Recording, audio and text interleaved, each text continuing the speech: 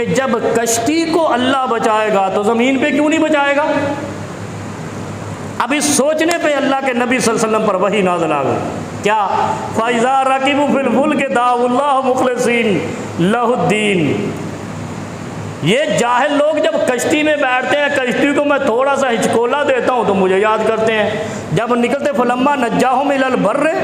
ہائے ہائے، جب میں ان کو جب یہ کشتی سے سفر مکمل کروا کے باہر نکالتا ہوں نا، کیا کرتے ہیں؟ اذا ہم یشرکون، پھر دربار پہ پہنچ جاتے ہیں، پھر قبر پہ پہنچ جاتے ہیں، پھر کہتے ہیں عبداللہ قاضی نے سمندر روکا ہے، وہ ہے 7 شریف والے کیا نام، عثمان مروندی نے سیلاب روکا ہے، وہ پتہ نہیں کس کس نے کیا کیا روک چھوڑا ان کا یار، ابھی سارے ڈوبے پھر رہے ہیں، تیرتے پھر رہے ہیں، کوئی ان کا کوئی کام نہیں کر رہا، مر گئے ہیں سارے، مان جاؤ پھر، یہی تو ہم کہتے ہیں مر گئے، اور مر گیا اپنی گھڑی اتارنے کا مالک نہیں ہے، تیری تقدیر سنوارنے کا مالک کہاں سے ہو گیا؟ اور جب مر جاتا ہے، ماں مر گئی تو اس کے ناک کا کوکا کہتے ہیں، کیا کہتے ہیں اس کو، کانٹے بھی اس کے بچیاں اتار رہی تھی، خود اتار کے بھی نہیں دے سکتی، اور جب نیچے دب جاتی ہے تقدیر کی مالک بن جاتی ہے، مر گئے۔ آج مانو کہ پانی نے آ کر یہ بتایا ہے جو قرآن کا اصول تھا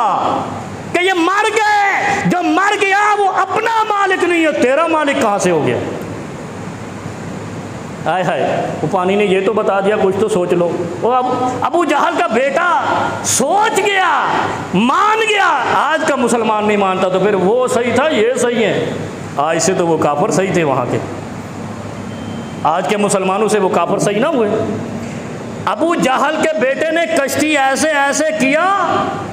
تو لوگوں نے کہا اللہ خیر اللہ خیر، ابو جہل کا بیٹا کہتا ہے ظالموں اگر اللہ نے یہاں بچانا ہے تو وہاں بھی بچا کر چلو واپس، ہم پھر اللہ کو ہی مان لیتے ہیں، اگر اللہ ہی بچاتا ہے، بیٹھے ہوئے بھی سارے کافر تھے۔ اور آج کے مسلمان کو کہو یہ ڈوب گئے، یہ مرے ہوئے تھے، اگر زندہ ہوتے تمہاری طرف پانی میں بھاگ رہے ہوتے، اس کا مطلب ہے یہ اپنے دربار کو بچانے کے قابل نہیں ہے، تیری تقدیر بچانے کے قابل